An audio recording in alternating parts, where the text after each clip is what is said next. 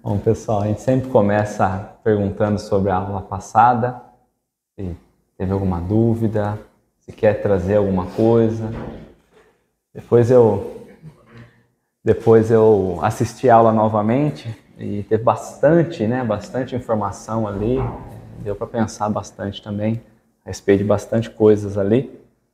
Como a doutrina ela é expansiva, né, nessa questão do conhecimento. Nós vamos trazendo uma coisa atrás da outra ali, vai encaixando, e nós percebemos o quanto conseguimos aprofundar. Às vezes temos que dar uma brecadinha para não passar, né? Como ela se encaixa na linha de conhecimento de cada um, né? Os que têm um pouquinho mais facilidade, os que têm menos.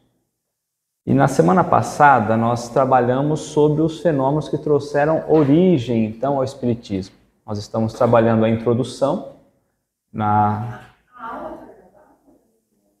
Tá gravada. Você está no grupo daqui?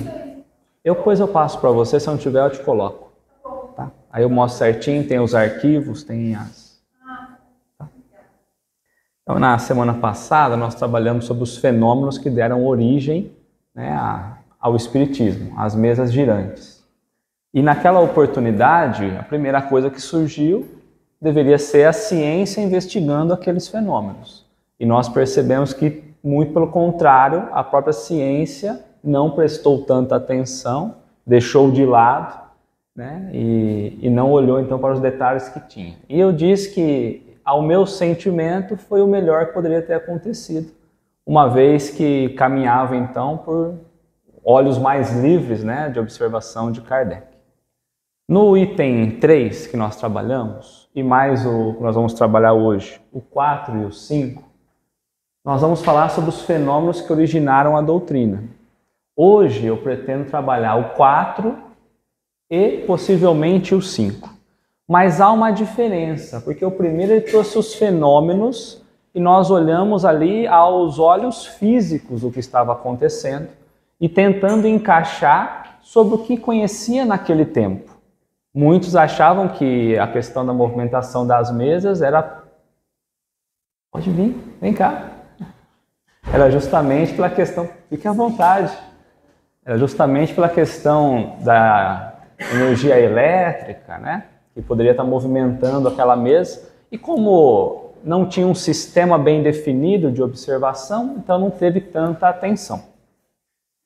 E o que nós vamos olhar ainda no item 3, 4 e 5, é descobrir aonde estão os espíritos nesses fenômenos. Porque até então nós não falamos muito de espírito, aliás, nem falamos no item passado. Surgiram os fenômenos, as mesas começaram a dançar ou a se movimentar, havia movimentos coordenados e não coordenados, alguns bruscos, né?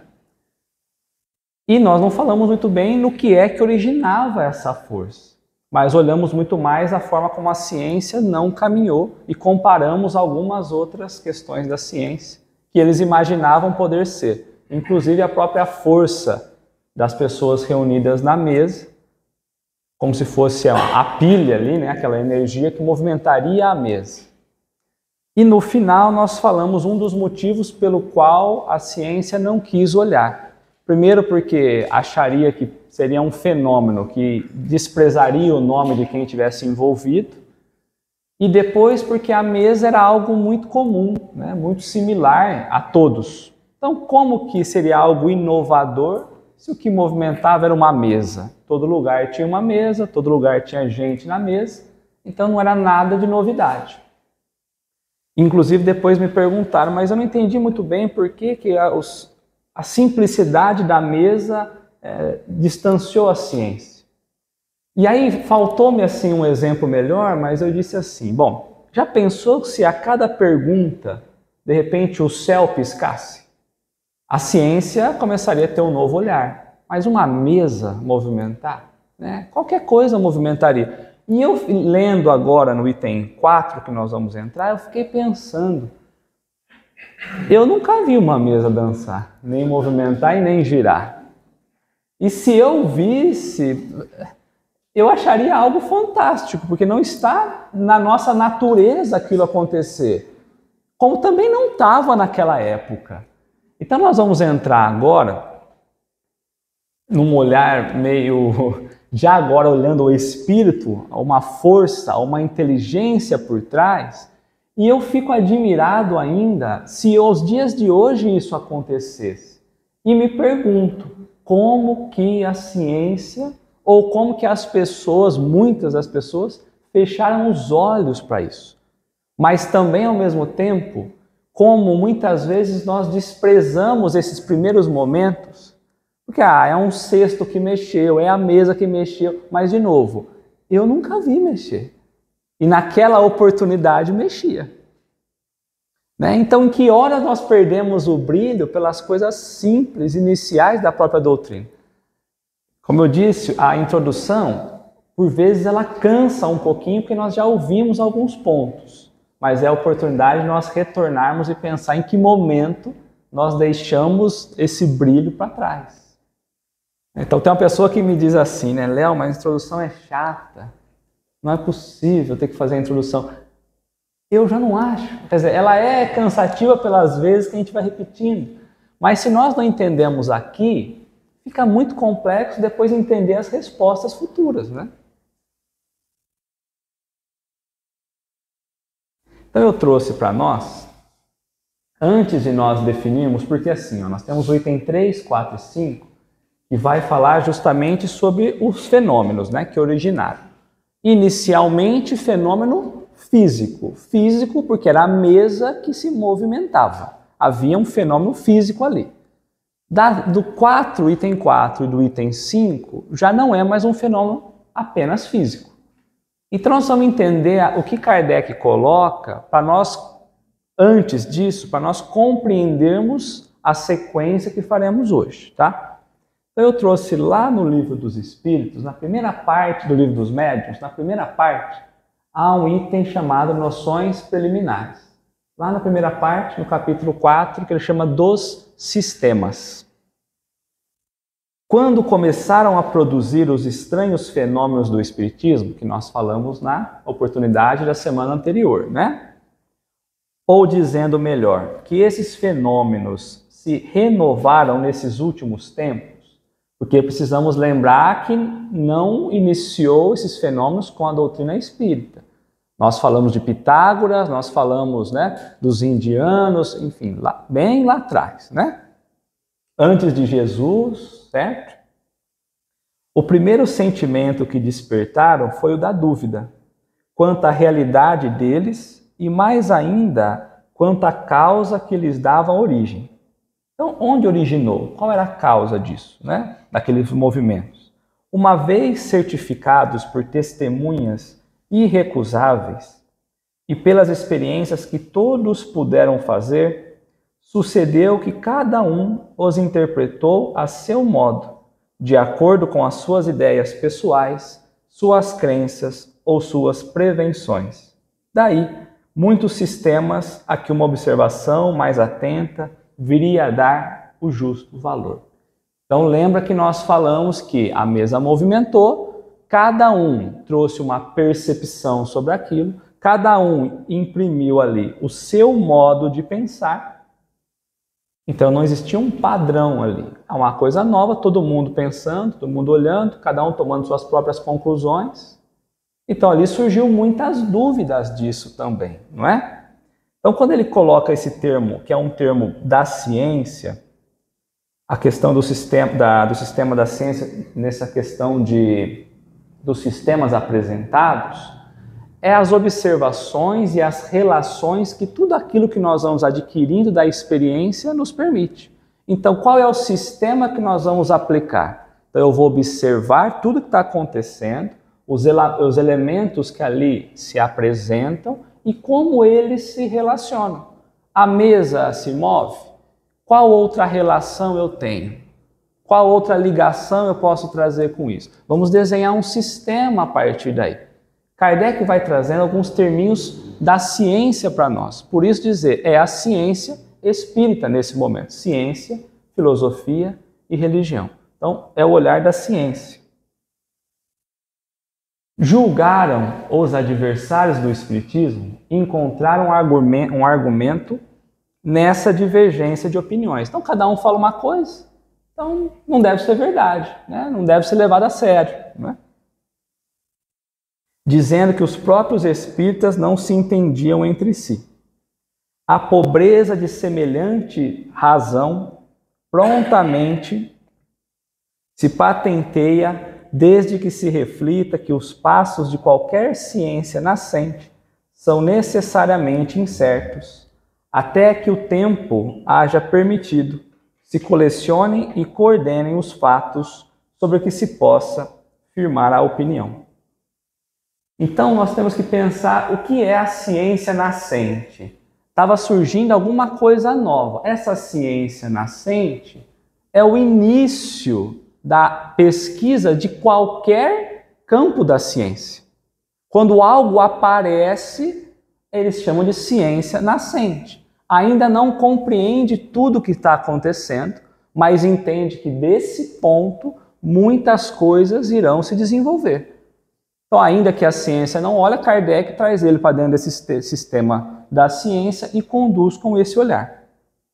À medida que os fatos se completam, então começou, vai se completando, vai tendo provas, vai tendo caminhos para a gente poder seguir e entender o que está acontecendo, né? Então, à medida que os fatos se completam e vão sendo mais bem observados, as ideias prematuras se apagam e a unidade se estabelece, pelo menos com relação aos pontos fundamentais. Então, o que Kardec estava buscando? Os pontos fundamentais do que está acontecendo. O que é indispensável. Eu preciso entender a base do que está acontecendo. É o que ele buscava naquele momento, né? E só foi possível quando? Quando mais bem observado foi as ideias. Porque a gente bate o olho e toma a conclusão. Hoje a gente olha um fenômeno, uma mediunidade, a gente bate o olho e toma a conclusão. Nós não paramos para observar, ainda hoje. Então, todo momento ele está dizendo, olha, vamos observar o que está acontecendo, né? Foi o que se deu com o Espiritismo, que não podia fugir à lei comum, e tinha mesmo por sua natureza que se prestar, mais do que qualquer outro assunto, à diversidade das interpretações. Pode-se, aliás, dizer que a este respeito, o Espiritismo andou mais depressa do que outras ciências mais antigas, do que a medicina, por exemplo, que ainda traz divididos os maiores sábios. Então, quando nós olhamos a própria doutrina espírita, houve ali diversas interpretações, como há em outras áreas também, da própria ciência antiga, a própria medicina. Se nós pegarmos os estudos sobre o DNA, aproximadamente 1950, 74 anos, nós ainda estamos descobrindo muita coisa, e nós estamos nem no começo das descobertas que nós vamos ter em cima disso. É uma ciência comum. Quantas outras, né? Nós falamos da própria energia, da eletricidade, ainda hoje nós estamos buscando compreender. Então é preciso que haja tempo e muita observação para nós chegarmos às definições básicas necessárias. A doutrina espírita foi muito curto. Porque quando Kardec publica as obras, ele já tem estruturado quais são as bases, por isso as obras básicas.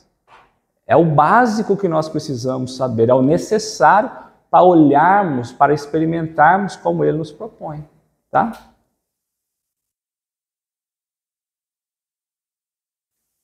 Seguindo metódica ordem para acompanhar a marcha progressiva das ideias, convém sejam colocados na primeira linha dos sistemas o que se pode classificar como sistemas de negação. Então, havia uma ordem metódica no que Kardec fazia. Ele estava experimentando e havia uma ordem a ser observada. Quando ele começou a trazer, o que é o termo também da ciência é essa marcha progressiva das ideias. Começa a ter ideias diariamente, constantemente, coisas novas acontecendo que ele vai formando. As primeiras informações que ele teve, na base, primeiro, o que aconteceu?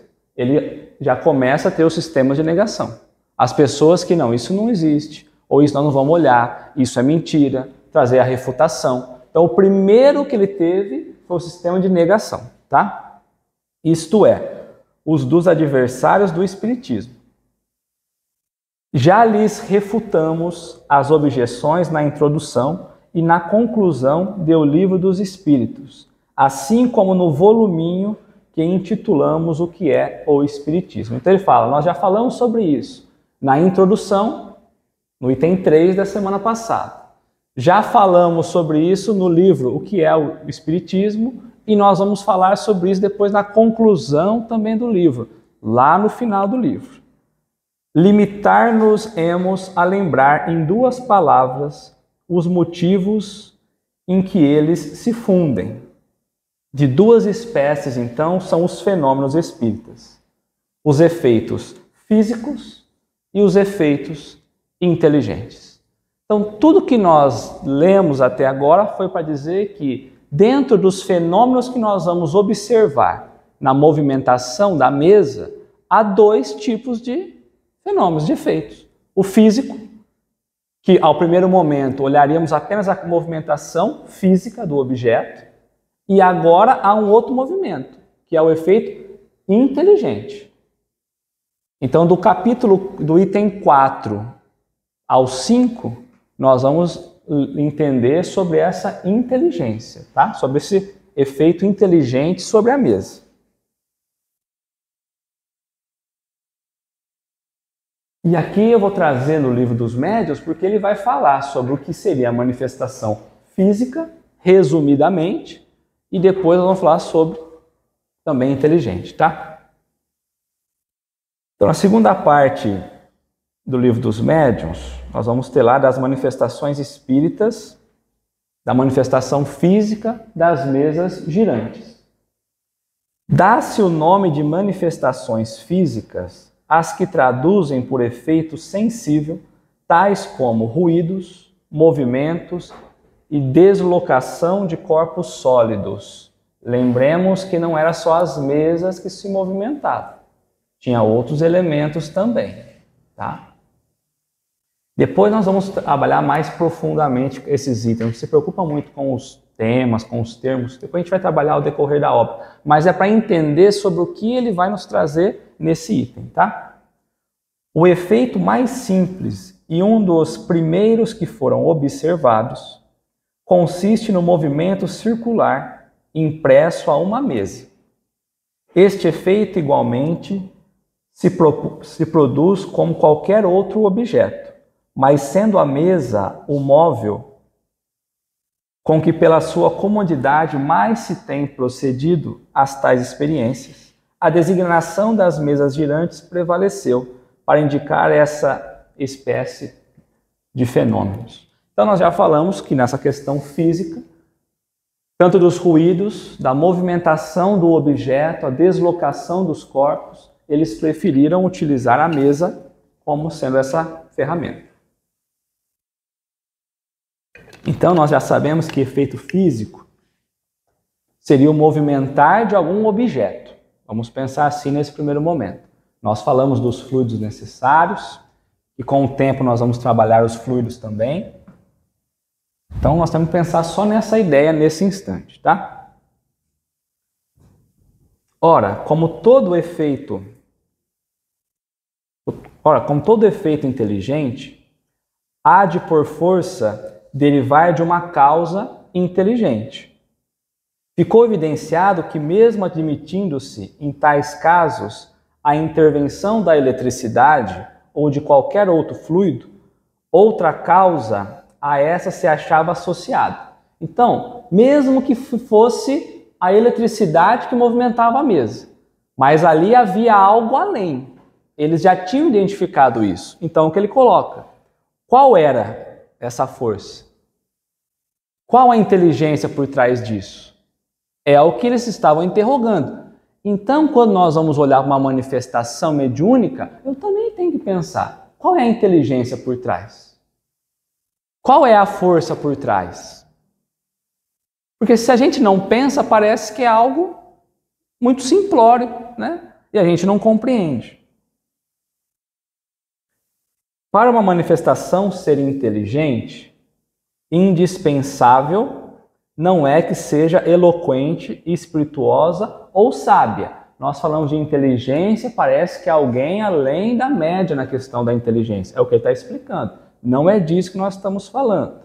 Basta que prove ser um ato livre e voluntário. Então não tem nenhum ser humano ali colocando a sua vontade. É algo além. Tem uma inteligência além. Ele está livre naquele pensar, naquele movimentar, de forma voluntária, exprimindo uma intenção ou respondendo a um pensamento. Então a mesa respondia. Se ela respondia, por isso que eu digo, ainda hoje, se eu me deparo com uma mesa respondendo, ali eu acho que é um campo de observação gigantesco. De certo, e aqui ele vai trazer um exemplo para nós, né? De certo, quando uma ventoinha se move, toda a gente sabe que apenas obedece a uma impulsão mecânica. Então imagina ali uma ventoinha mexendo, ali há a força mecânica movimentando.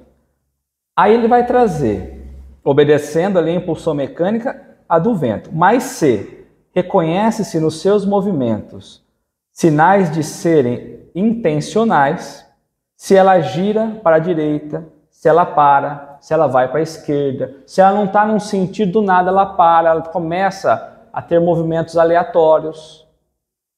Aí não é a força mecânica. Há algo ali imprimindo aquele ritmo, né? Então, depressa, devagar, conforme se lhe ordenasse, forçoso seria admitir-se, não que a ventoinha era inteligente, porém, que obedecia a uma inteligência. É isso que aconteceu com a mesa. Então, quer dizer que se a ventoinha ela está ali se movimentando e respondendo alguma coisa, não é a ventoinha que é inteligente. Então, quando a mesa respondia, não era a mesa que respondia. Tinha alguma coisa por trás da mesa. Tinha uma inteligência por trás daquela mesa.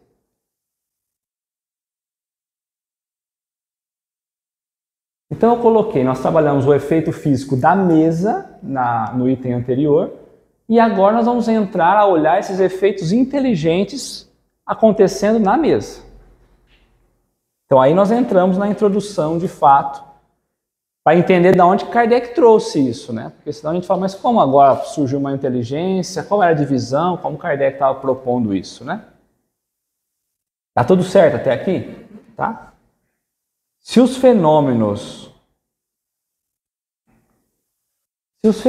com que nos estamos ocupando houvessem ficado restrito ao movimento dos objetos, teria permanecido, como dissemos, no domínio das ciências físicas. O que é a ciência física? É a mecânica, a termodinâmica, né? Então, são essas ciências convencionais que nós encontramos, a própria eletromagnetismo, a própria energia, a questão atômica, então, tem várias ciências no dia de hoje. Então estaria ao domínio dessas ciências, as ciências físicas. Assim, entretanto, não sucedeu. Estava-lhes reservado colocar-nos na pista de fatos de ordem singular.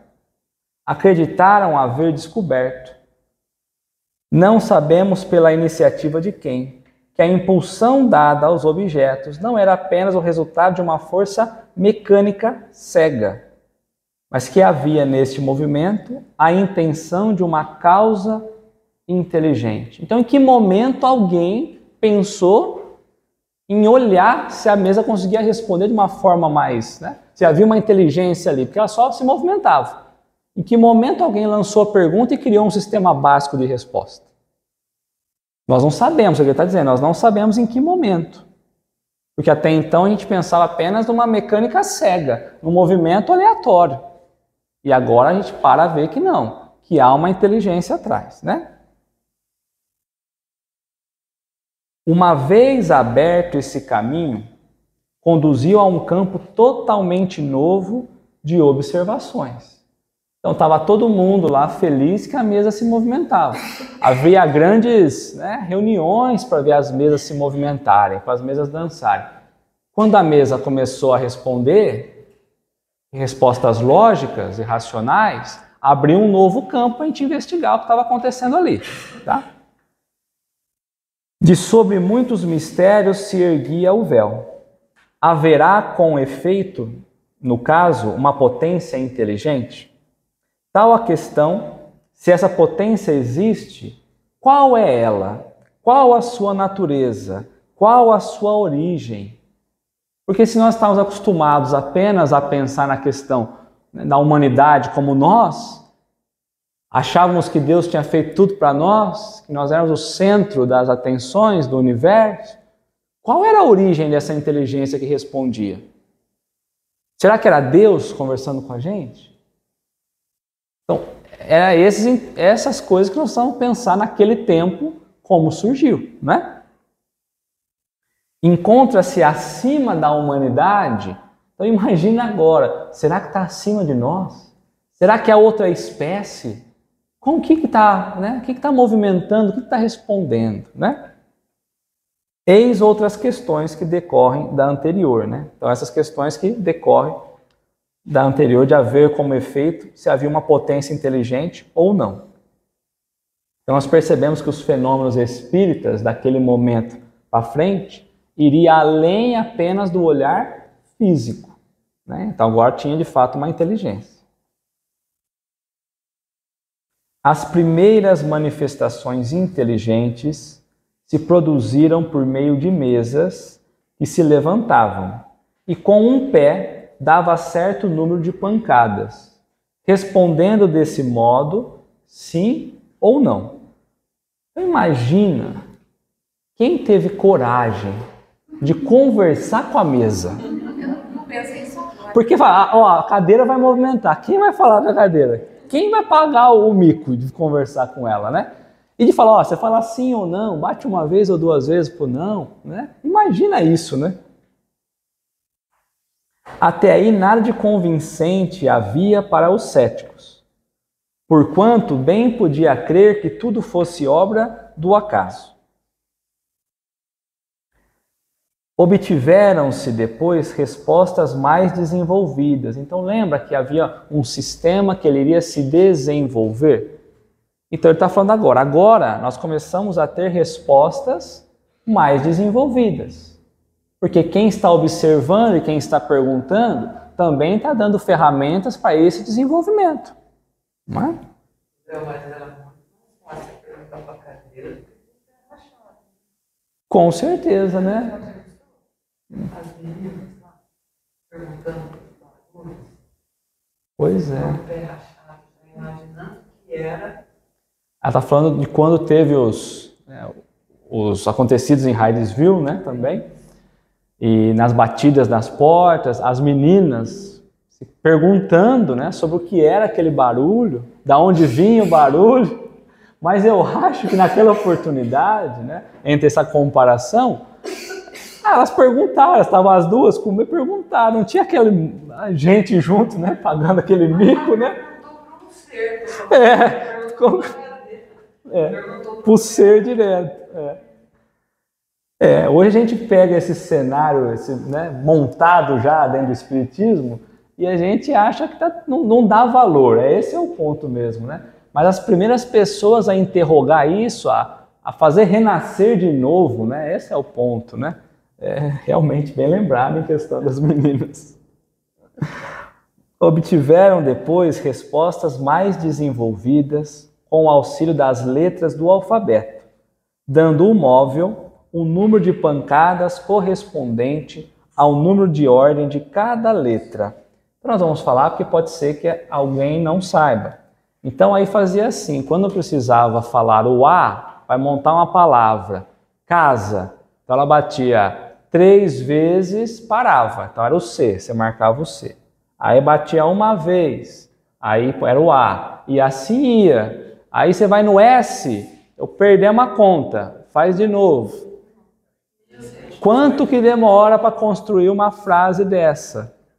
Não é? Era assim que era o começo disso, né? Até formar uma palavra e frase que respondia a questão proposta. E muitas das perguntas eram perguntas banais. Todo esse espetáculo para responder uma pergunta banal ali, para manter os fenômenos até alguém se interessar e desenvolver, né? A precisão das respostas e a correlação que denotavam com as perguntas causavam espanto. O ser misterioso, que assim respondia, interrogado sobre a sua natureza, declarou que era um espírito ou gênio, declinou o nome e prestou diversas informações ao seu respeito. Então tinha uma identidade desconhecida respondendo às perguntas. Perguntou sobre quem era ele agora, não perguntas aleatórias. E aí ele declarou que era um espírito ou um gênio. O que é gênio para nós? Uma pessoa que é um gênio. O que é gênio? Inteligente, superior.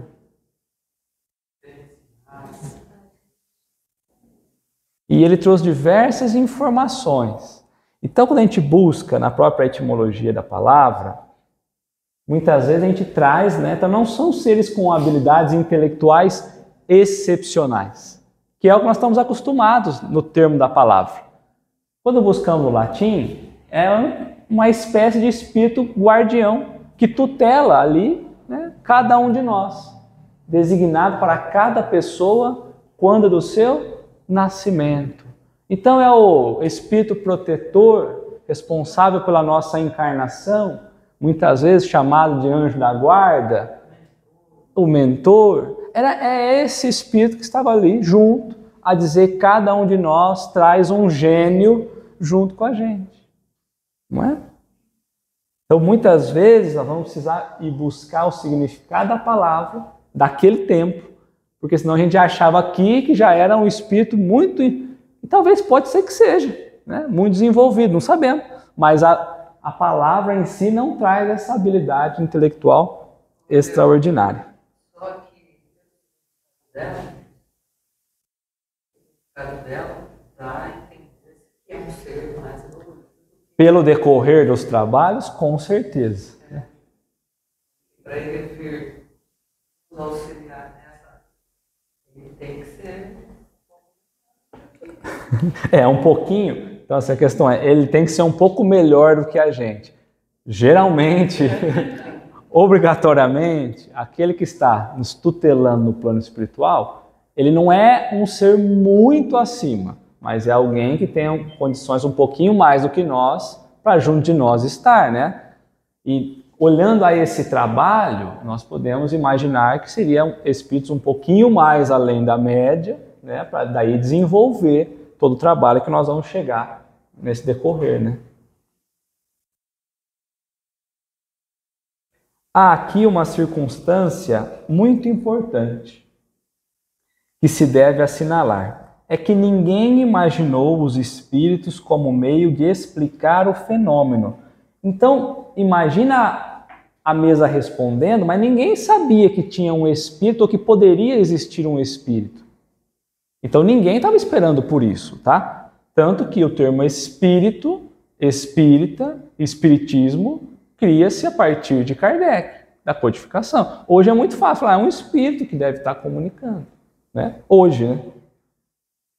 Muitas vezes, em se tratando das ciências exatas, se formulam hipóteses para ter-se uma base de raciocínio. Não é aqui o caso. Tal meio de correspondência era, porém, demorado e incômodo. Vamos parar aqui, não é aqui o caso. Quando a gente olha pela questão da ciência, muitas vezes há ali algumas teorias, há algumas hipóteses já formadas, há alguma linha, né, alguma observação inicial. Eu começo por aqui baseado em experiências anteriores ou outras experiências, eu começo daqui. Já quando começou os espíritos falarem pelas mesas, já começou pelas experiências. Então eu não tenho teoria nenhuma. A doutrina espírita ela vai da prática para a teoria. Diferente das ciências convencionais, que cria-se a base teórica para poder experimentar. Doutrina espírita não, nós já fomos experimentar e da experiência Kardec trouxe para nós nessa ciência. Então ele coloca aqui, porém era demorado e incômodo, porque imagina quanto demorava para responder as questões e tudo mais, né? O espírito, e isso constitui novas circunstâncias dignas de nota, ou seja, o próprio espírito que foi interrogado indicou outro o quê? Um outro meio de poder ter as respostas. Imaginamos nós, se ele indicou, é para facilitar um pouquinho mais, não é? Qual foi a indicação a partir daí, gente? Era a mesa que falava. E depois da mesa?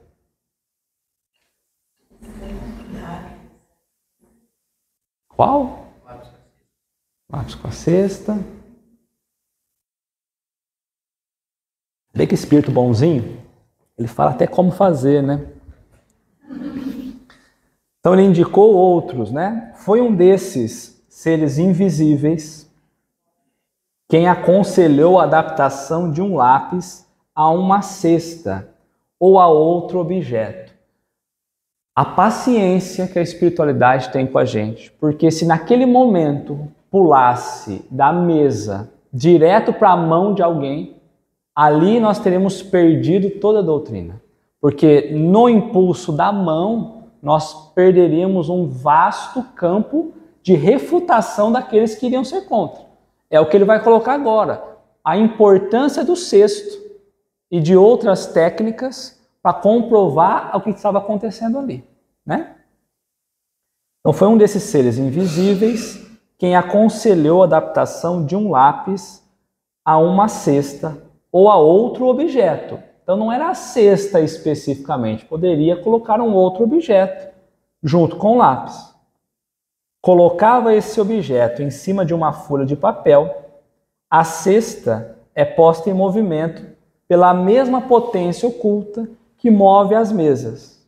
Mas em vez de um simples movimento regular, o lápis traça por si mesmo caracteres formando palavras, frases, dissertações de muitas páginas sobre as mais altas questões de filosofia e de moral, de metafísica, de psicologia, entre outras, e com tanta rapidez quanto se escrevesse com as mãos.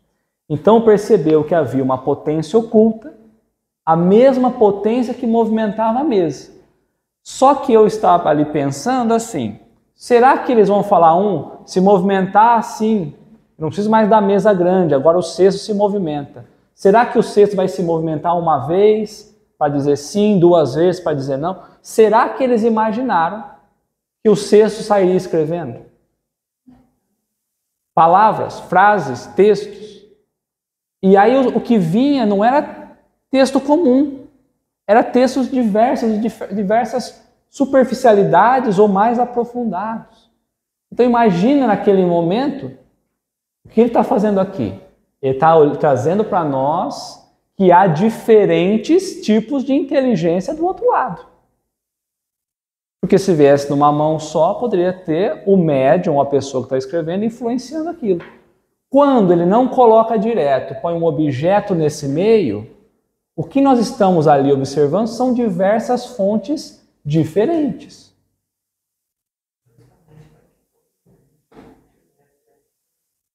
Justo, é o que a Rô está falando, para que todo mundo tivesse essa curiosidade, principalmente tentando chamar agora os olhos da própria ciência do que estava sendo escrito ali, não é? Quem escreveu, o que a Rô está falando, alguém escreveu, fala, ele escreveu, mas ele escreveu, todo mundo escreve. Agora um cesto com lápis escrever, aí né? Então vamos olhar para isso com mais atenção, né? Na simplicidade da mesa. Naquele tempo, o lápis e o cesto era algo comum. 1850 ali, vai. Porque se você pensar para muitas pessoas, esse fenômeno, se acontecesse agora, já é uma coisa... Se acontecesse hoje, seria um evento revolucionário. Imagina. Só que hoje, curiosidade seria um monte. Não seria essa simplicidade que ele está colocando. Não sei. Nós tínhamos, a Rô coloca que se fosse hoje esses fenômenos, as curiosidades seriam outras. Seriam outras, mas nós temos que lembrar que naquela época nós estamos no meio do materialismo, né? Ainda. Então hoje nós teríamos um outro olhar de fato, mas naquele tempo a guerra era contra o materialismo também, né? Então são forças diferentes, mas sim, né? O conselho de sair da mesa e ir para o cesto foi dado simultaneamente na América, na França e em diversos outros países. Então, nós percebemos essa segurança de Kardec na doutrina espírita justamente pelas questões simultâneas das mensagens, das informações. Quando nós pensamos na América, quando nós pensamos na França e em outras localidades, ao mesmo tempo acontecendo, imagina quando aqui aconteceu assim, aqui também. Mas que força é essa aqui que se comunica a todo tempo com todos de forma igualitária? Então essa inteligência está interligada. Não é algo isolado. São essas observações que nós precisamos começar a entender, né? Em diversos outros países. Eis em que termos o dera em Paris em 10 de junho de 1853, 53, Doutrina Espírita, Livro dos Espíritos, 1857. Então, 4 anos antes do Livro dos Espíritos, nós já estamos com essas informações, né? A um dos mais fervorosos adeptos da doutrina, e que havia já vários anos, desde 1849, 8 anos antes. Então a gente fala, então foi Kardec que começou. Não foi. Se ocupava com a evocação dos espíritos. E o espírito vai dizer para ele, né? Vai te buscar, ó a mensagem que veio para dar essa mudança, né?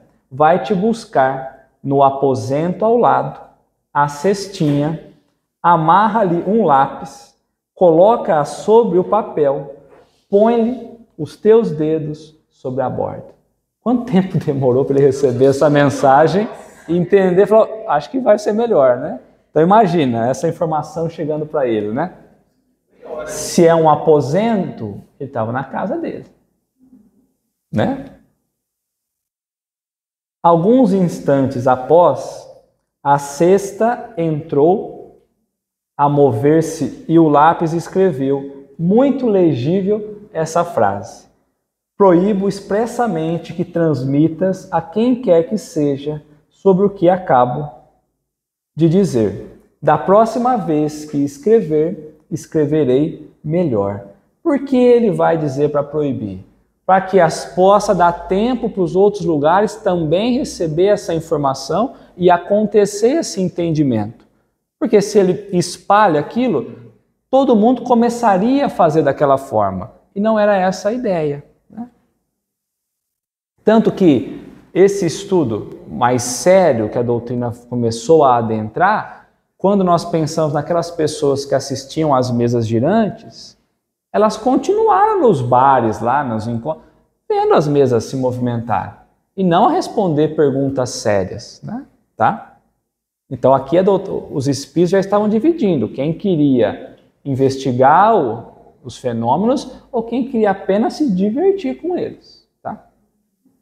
O objeto a que se adapta o lápis, não passando de mero instrumento, completamente indiferente, são a natureza e a forma que tenha. Daí, o haver-se procurado dar-lhe a disposição mais cômoda. Assim é que muita gente se serve de uma prancheta pequena. Então, o cesto, mais uma vez, independe. O instrumento independe. Então, naquele momento era o cesto, mas com certeza começaram a experimentar outras coisas. Tanto que ele fala sobre a prancheta, né? Então eu trouxe para nós, assim, para a gente ter uma ideia de como era, né? O cesto de bico, então tinha o cesto, aí vinha aqui e colocava um lápis aqui. Ou então fazia um cesto, colocava o lápis aqui e o dedo na borda. Ou então fazia um cesto assim, encostava os dedos aqui e o lápis no meio. Depois desenvolveram, colocar 2 rodinhas e um lápis aqui. Aqui ficou mais fácil, né?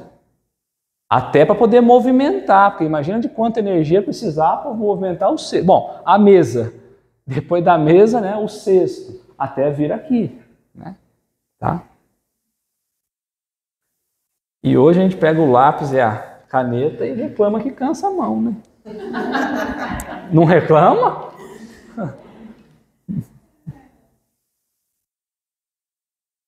Quero ver escrever 1 hora, igual o Chico, 2, 3 horas.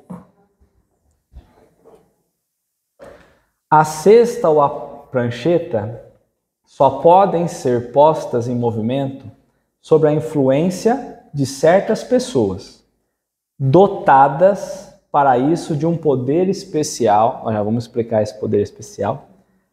O poder aqui é justamente do poder realizar, não tem nada místico aqui, né? Tá?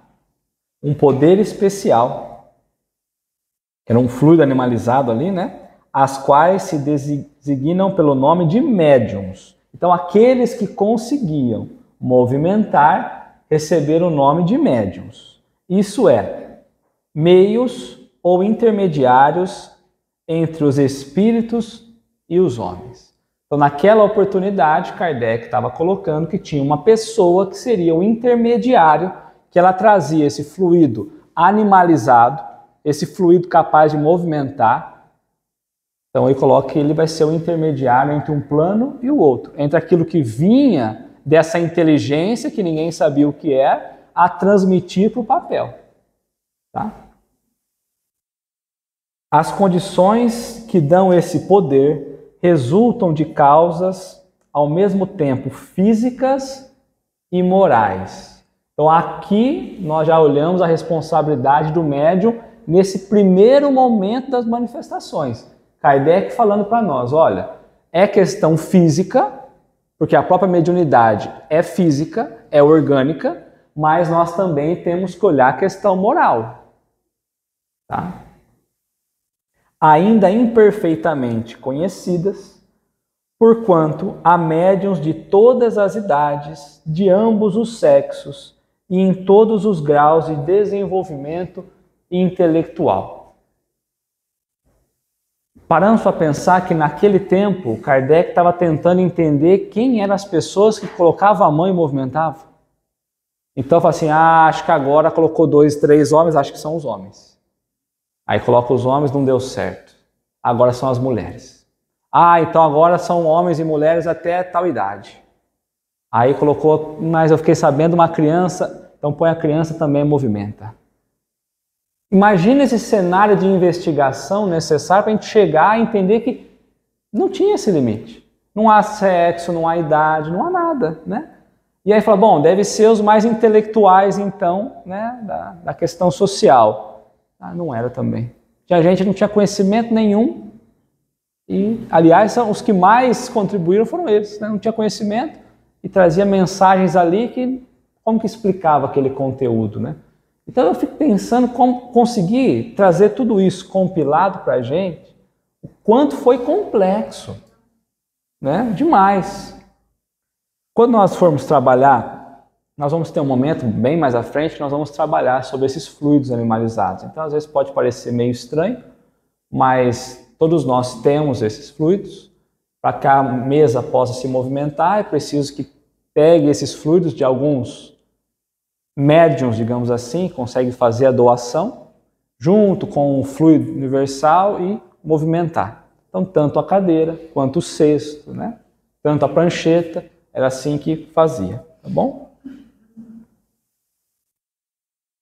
Além disso, uma faculdade que se desenvolve pelo exercício. Então, ele falou da mediunidade, que não tem idade, não tem sexo, né? Não tem grau de desenvolvimento intelectual, e que, além disso, é uma faculdade que se desenvolve pelo exercício. O que é o exercício que Kardec descobriu lá atrás? É só apenas vir todo dia, toda noite, o dia inteiro? O que é o exercício? É a educação mediúnica. O exercício é compreender os exercícios necessários para que aquela ação da recepção das mensagens acontecesse da melhor forma. Para isso, nós precisamos nos educar mediunicamente, para aqueles que são médiuns. Aqui na casa nós temos o sistematizado, que acaba no PACEM, que é a percepção, né? Depois a aproximação. Então, primeiro você percebe o ambiente, depois aproxima, depois tem o contato, o envolvimento para chegar na manifestação. São 5, 6 vezes que nós colocamos ali essa educação mediúnica para conseguir começar, o que a gente chama de experimental, começar a experimentar, né, a mediunidade. Naquele tempo, não tinha nada disso. Vinha ali a manifestação, vamos sentar, vamos analisar, vamos ver que tipo de manifestação que acontece. Tá? Era assim que era naquele tempo. Por isso que Kardec foi aí pesquisando, entendendo a necessidade desse exercício, de se exercitar para ter o controle. Tá bom?